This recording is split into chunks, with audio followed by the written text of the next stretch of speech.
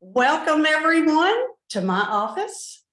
I am super excited of who I've got today. I have the founder and director of Hive Life.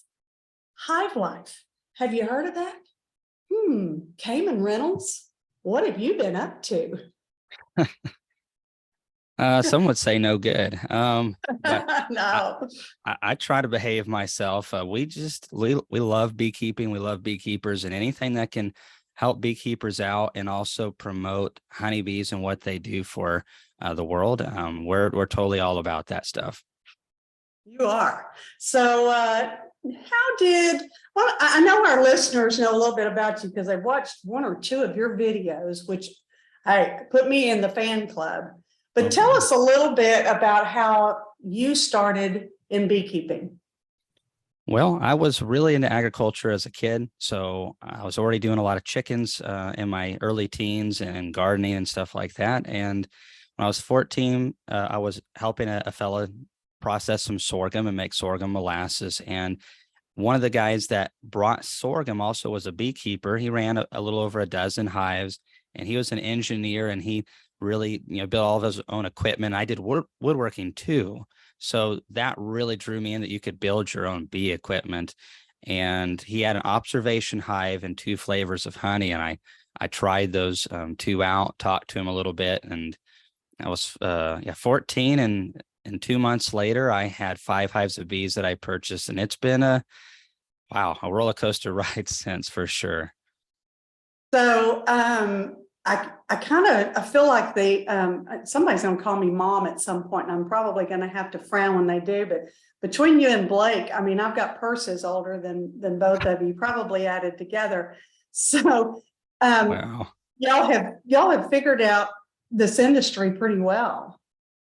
Well, I'm glad we've got somebody fooled. I don't know about Blake, but I'm still figuring some things out, and it's so exciting. I think that's what draws guys like Blake and myself into the industry. Is there's so many problems to solve in the beekeeping world, and for guys that are gluttons for punishment and like to constantly learn and work and create and also be out in God's green nature. We definitely love working with bees and with beekeepers quite a bit. And I think that's one of the things I respect the most about Blake is the fact that how much, even though he's a huge commercial guy, he really cares about the little beekeepers too quite a bit. And that's not always easy to find. And that's true. Trying to get education, behind everything that we do is really what we're going after. And I don't want to get too far into it before I say congratulations on how well Hive Life 2023 went. I was blown away. We could not have been more impressed with the operation. Outside looking in, it was incredible. And congratulations on the money raised to get those kids their scholarships, sponsorships. It's what a wonderful task you accomplished for that. Well, thank you. We have some great staff, and my wife is just a massive part of all of this. And she's pretty quiet and doesn't like to be on cameras, but she is a huge part of Hive Life, and we have just incredible staff. And when I started doing the youth program, it was from the point that, first of all, that we need a lot more young people to stay into beekeeping. And when you're a teenager, you're trying to figure things out.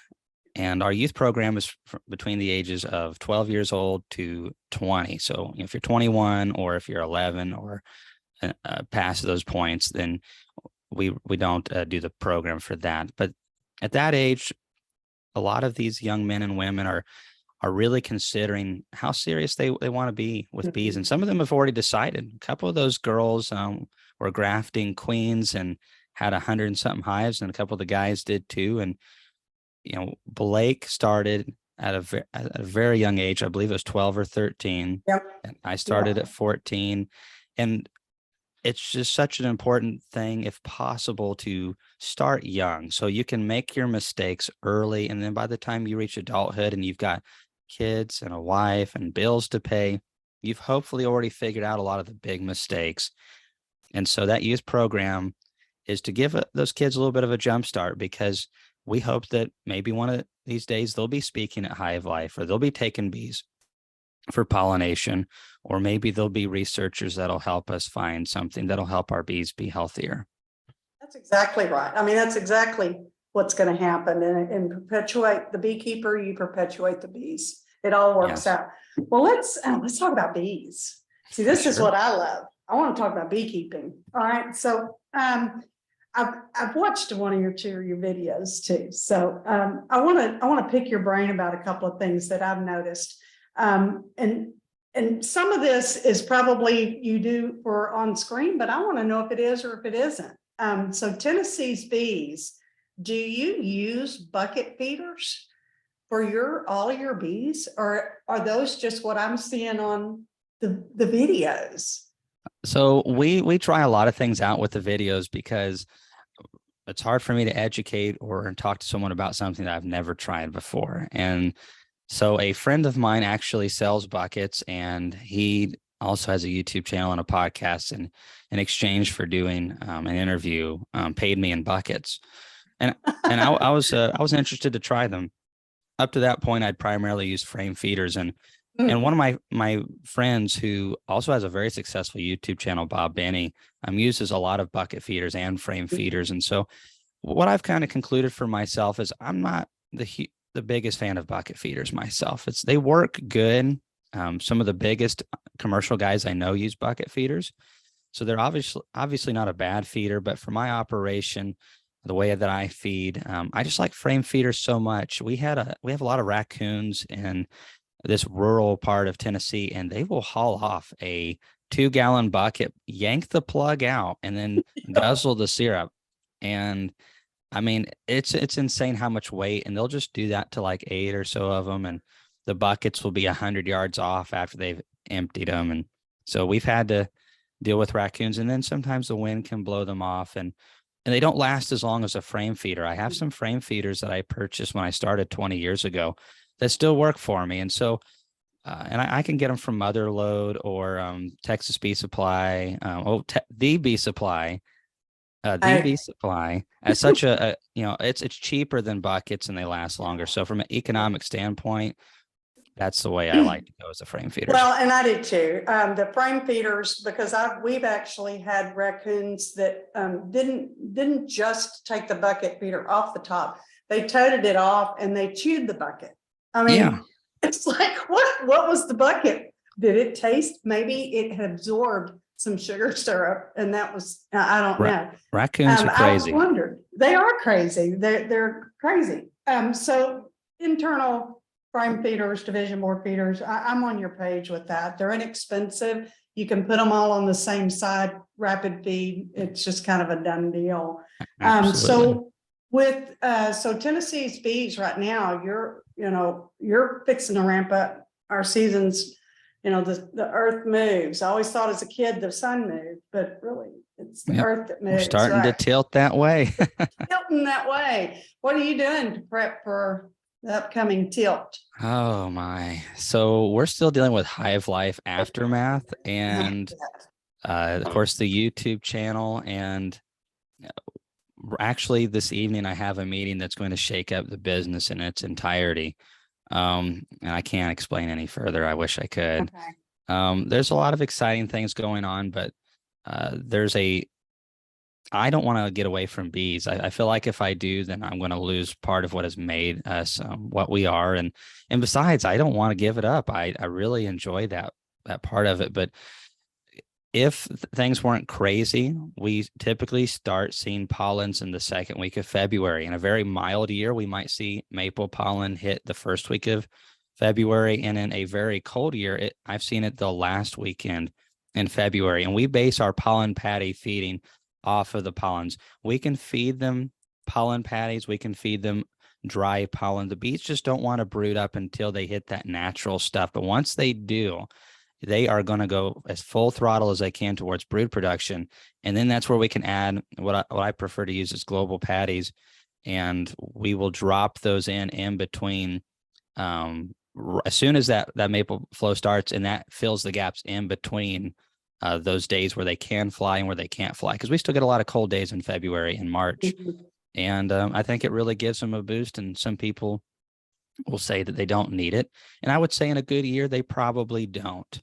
However, half of the time, it's not a good year where it's perfect. And then the little colonies benefit the most. The big colonies that have a large population, they can go out and bring so much maple pollen in and sock it away. The little guys can't do that. They can just barely get a little bit. So these patties smooth things out. And if you're trying to run a sustainable, high-level, successful business, the pollen patties really have good bang for their buck when used at the right time. I agree. And it's not just about, brood buildup. It's about health and the actual longevity of these bees. I mean, these girls have been around since fall. Yeah. So and we need them to work for us. They need to be ready. that first big push is the most crucial. And if we're able to help that push be 50% more successful, then that determines a lot on the potential of the honey crop or nucleus colonies that we would like to make. And it is about bee health, and it's a supplemental feeding. It works in every other area of agriculture, and in beekeeping, I think used smartly is a very valuable tool. Speaking of supplemental feeding, you really mix your syrup. You're like James Elam. You like to go different ratios. You go super thin and you can go super thick. So did you just automatically start doing that, or was that a mentor, or is that just a trade thing that just developed? Oh yeah, we can't talk about these trade secrets. Oh, trade secrets. No, sorry. okay, just this once, So, okay, all right. What it is, like in a lot of bee books, and I get why the beginner bee books do this. They try to keep things really basic to not overwhelm the new beekeeper. 1-to-1 and 2-to-1, and there's nothing necessarily wrong with that, but that doesn't mean that's the only way to do it. And so there are times of the year, like in late February, if we get a period where it's going to be 60 for a few days in a row, we will feed very thin syrup. And it's not a lot. Let's say it's a 6-frame cluster, 8-frame cluster. We'll throw a couple, half a gallon of thin syrup to them, and they will love it. And people say, oh, it's going to introduce too much moisture and kill your bees. If it's a healthy colony, what they're going to do is they're going to take that in and they're going to burn it up really quickly. And that sugar syrup creates hydrogen peroxide as it goes through their system, which is one of the reasons why bees, when they finally hit the first nectar flow, they usually just start taking off so good, because that nectar creates hydrogen peroxide as it is ripening. And there's more to it than that, but nuts and bolts, not hydrogen peroxide is created, cleanses their guts, cleanses the cells, and is really, really valuable. So feeding can give us a bit of that effect. And the ratios are important because sometimes our bees don't need a lot of weight, but we're trying to stimulate them still. And so if we're looking at these colonies and going, we're trying to stimulate comb drawing ability, but they already have a lot of poundage on them, then we won't even do 1-to-1. We'll do 3/4 of a pound of sugar to 1 pound of water. And I seldom do 2-to-1 because it's very difficult to mix with sugar. If you have syrup, you can do 2-to-1 very easily because it's already been inverted. But if you're using granulated sugar, it's so difficult to keep that sugar in suspension, especially if you have water that has a lot of mineral content in it. So it's already quite full. And a lot of people find that if they have heavy water, so to speak, they have a hard time getting that sugar, that 2-to-1 ratio to work. So we do 5 pounds of sugar to 3 pounds of water instead. And so it's a little bit thinner, but bees really don't care. Most nectar comes in thinner than 1-to-1, and bees just need that energy. Bees prefer it thinner. If you stick out containers of syrup, they will go for the thin stuff first because it is more similar to nectar than anything else. That's exactly right. It's 80% water when it comes in as nectar. So, I mean, who are we to tell them that 1-to-1 is what they really want?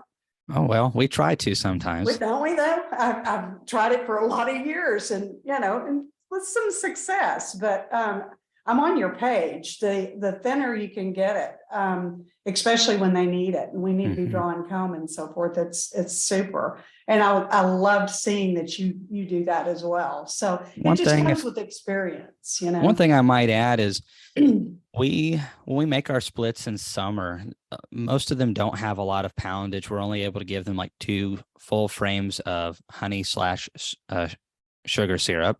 And so that's not a lot, especially to go all the way from early July all the way into winter. And so those colonies will easily get at least 5 to 7, 8 gallons of feed, more if the fall flow is not good. And the fall flow is kind of hit or miss.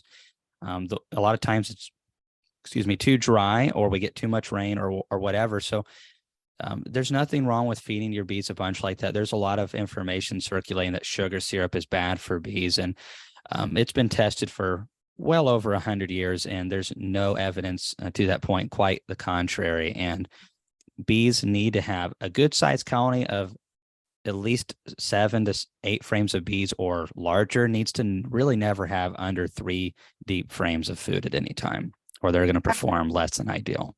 I agree. I mean, you're at that 30 pound stored. Well, and every time that you fall below that, the bees suffer for that.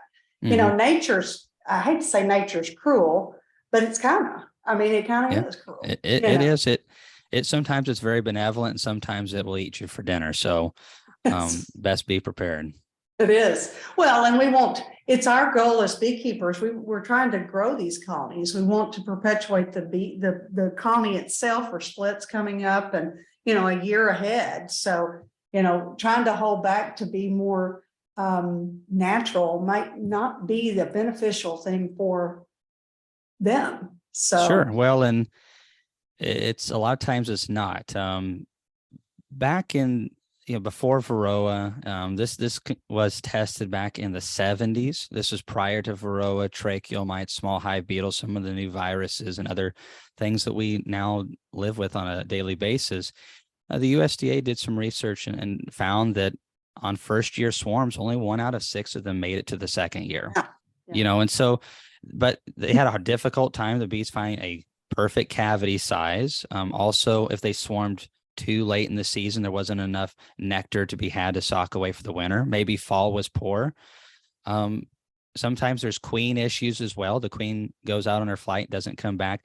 There's a lot of things that the bees have to contend with, and as beekeepers, our job is to coexist with them to bring those percentages way up, and we can totally do it. For those who would argue that we are breeding weaker bees, you don't necessarily have to let that happen. When you feed bees a bunch and you treat bees a bunch, that doesn't mean that you can't be smart about how you select. And we definitely don't select from the ones that die. So we don't breed from those. And we definitely don't select from the ones that take a lot more feed or a lot more treatment, because we definitely don't want that. And we are very strict with our queens on the EFB and chalk brood. If any of those types of things start appearing, that queen gets replaced immediately. And that line is crossed off, and it's served us very well. We don't use antibiotics or anything because we just breed selectively for that. So you can still benefit from helping bees out and level off the steep curves that nature has to bring, and also still breed for resilient bees. And that's just my opinion on it. No, I think a lot of us concur with that. It is selective. It's not going to benefit your bee yard to keep some that are not performing and that are being a detriment to the other hives. Just doesn't make sense financially or for their health either. I noticed also, because I'm not stalking you, I don't want it to sound like I am, but I'm a fan. Right. So, well, I got to do my homework. Sure. In watching videos that you did something that I almost heard the choir sing in my head, because I've watched a video or two over the years, and some people will just slap a top deep on, they're saying, okay, you got to watch for swarming. Don't let your bees swarm, watch space, bee to space ratio, and these people are slapping an empty deep on top, or medium for that matter. And that's it, walking away going, okay, did my job. I'm finished. I'm done. You actually said pull frames up. If it Mhm. pull frames up from the bottom, and we've been teaching this for years. We call it pyramiding. We didn't invent that word, but you do that too. And it justified, I felt justification. I felt vilified. It Oh, really was wonderful. I'm glad that you think that I know enough to vilify. Well, I'm glad somebody does. Um, more than you think. well, that video and a few others. One of the things that I've learned in 20 years is bees do things for a reason, and as beekeepers, there's a saying that I've heard many times that bees don't read books, and um, bees will do whatever they want to. And there is a little bit of truth to that, but a lot of times people use these things as cop outs for poor management. And as beekeepers, in order to be a really good keeper of bees, we have to understand how they operate and why they operate.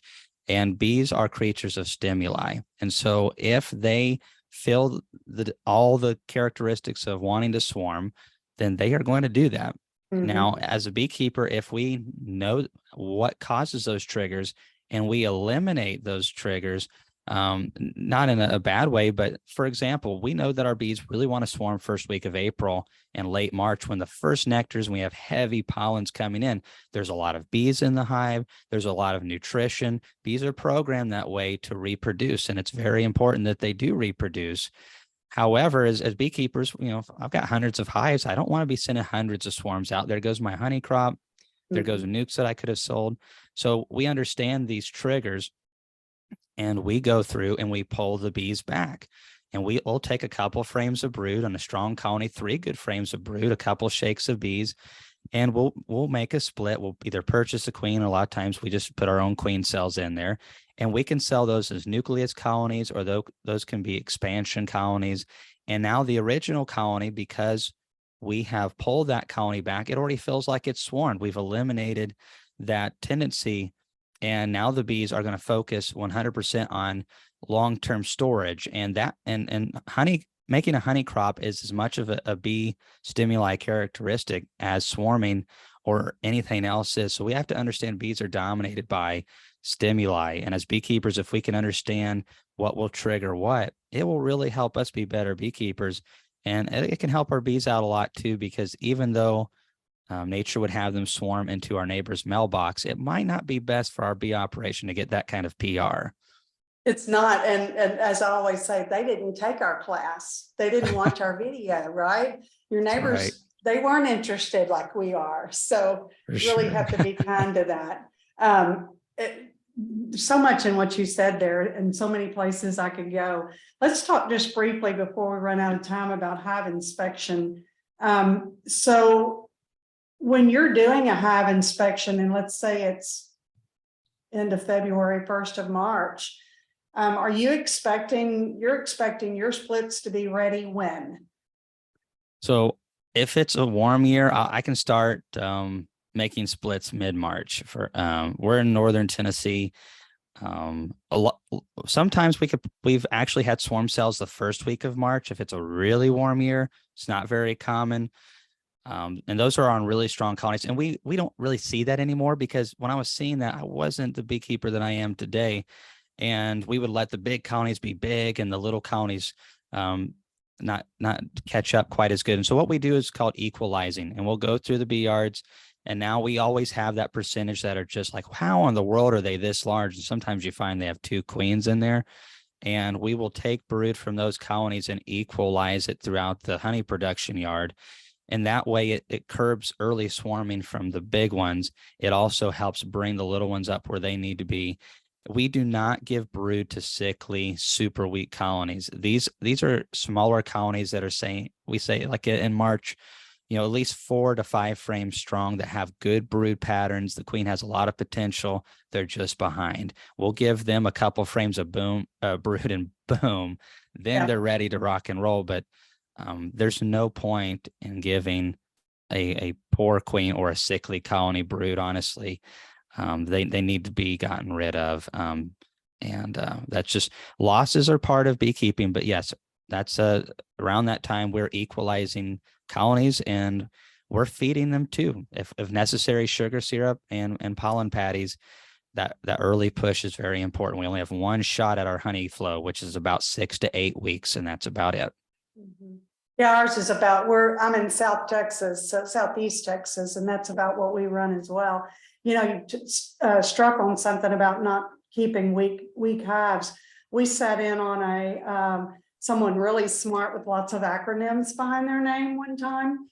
Oh, okay. You know, at an ABF conference, I want to say 2017, and they had put a great deal of money into a study about whether or not it financially paid for bees to be nursed back to health. And the overwhelming was no, it didn't. They don't come out. We can pour tons of money and time into bees that are weak and failing. And sometimes that hive's just not meant to be. So it truly is. It's so hard to requeen a colony that's sickly, or even one that's just very old. If you've been on vacation, you come back and it's been queenless for 4 weeks, there's no young brood in there. Old bees do not want to accept new queens, and they can't even feed larvae very good, even if they did. And the colony is governed by not just the queen's pheromones, but pheromones of brood and so many different classifications of stages. And so those colonies right there, a lot of times we tell beekeepers, hey, combine those back with a healthy colony.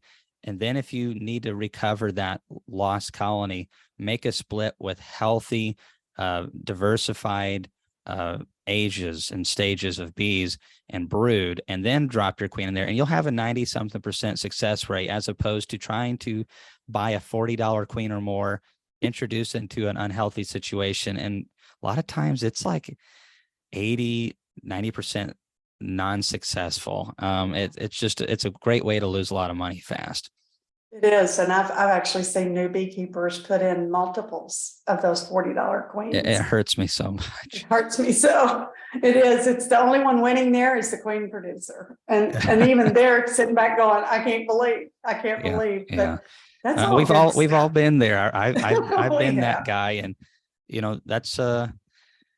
that's why we always push insurance colonies. If you want 5 hives, then have a couple nucleus colonies as backup. And even if you don't want to kill a queen, then buy a couple, make some healthy splits, and put those new queens in those nukes. And if a big colony starts, goes through a super procedure and it's not successful, then you have your backup right there. And that's maybe as fundamental as anything in beekeeping.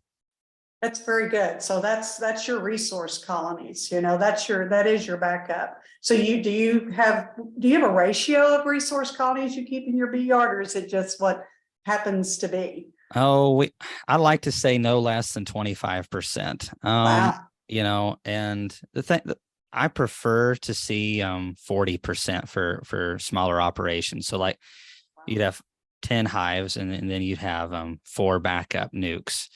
And if you end up with too many bees, you can sell them, I promise you. So you're not going to hurt yourself by having too many bees. It's impossible. I've done the math. You cannot have too many bees. And bought the t-shirt, right? And bought the t-shirt. And bought the t-shirt. Yes. My wife heartily disagrees. So well, I'm on your page. You tell her that that I agree. All right. Well, 40% was or 39 point something's where Bee Informed Partnerships numbers came in last year at our loss. Of course, that's combined commercial and hobby scales. So, it just makes sense for a hobby beekeeper to keep 40% and resource. And I'm gonna work real hard in the next few issues to make sure that we explain what that is. Yes. But, so in closing, because I could talk to you all day, truly I could, and I wish I had an hour and a half like you take on some of your programs, but I have to, I have to wrap it up. But what would you tell someone the most important thing to really pay attention to the first few weeks? So if a new beekeeper was watching this, what's the most important thing to focus on the first few weeks of their journey? Well, get into your hives. Don't get into them too awful much, but some people will tell you only get into them every 3 to 4 weeks. And that's not enough. You're a new beekeeper. You need to learn some things. And I think a lot of times we think an inspection has to be removing every single frame, and that's not so. Just take your time. definitely suit up because you're learning, and you want it to be an enjoyable experience. And so, you don't know how well you'll react to stings either. But get in there and inspect your bees. I would recommend every 10 days on during the spring months, and learn and observe and look and see how much food is around the brood. You want to see good brood patterns, and you want to see a nice ring of food above them. If you start seeing a lot of capped honey or capped syrup, I imagine you're feeding them, because young colonies typically need fed. And just observe constantly. Bees require a lot of energy to grow, and you don't have to pull the entire hive apart. That's very disruptive. A lot of times you pull a couple of the outer frames out, and then you dive into the center of the brood nest and pull just 1 or 2 frames of brood. Try to look for eggs, try to see the different stages of larvae, and also the bee bread, and just enjoy it, because this is special. And after 20 years, it really does not get old. Making healthy young colonies and little nukes is so much fun still, and this is a special thing for you, a special time, and not something that I think you'll ever get tired of. Well, I couldn't agree more. Just absorb it all, and even take the time to just probably lawn chair up 10, 15 feet safe zone away and just watch them. They're such an incredible creature. Yeah. Kamon Reynolds, thank you so much. Well, thanks for having me, and it's always a blessing to be able to share with beekeepers and folks like you all who really have a serious passion about helping people out. And that's what I really love about what you all do. Is it's not just something that you guys say that you're trying to help people out, but you guys really are trying to help people be successful, and we appreciate that. Well, thanks. We appreciate that you noticed. That means we're doing something right. Thanks, Kamon, and we will talk soon, okay? See ya. Thank you.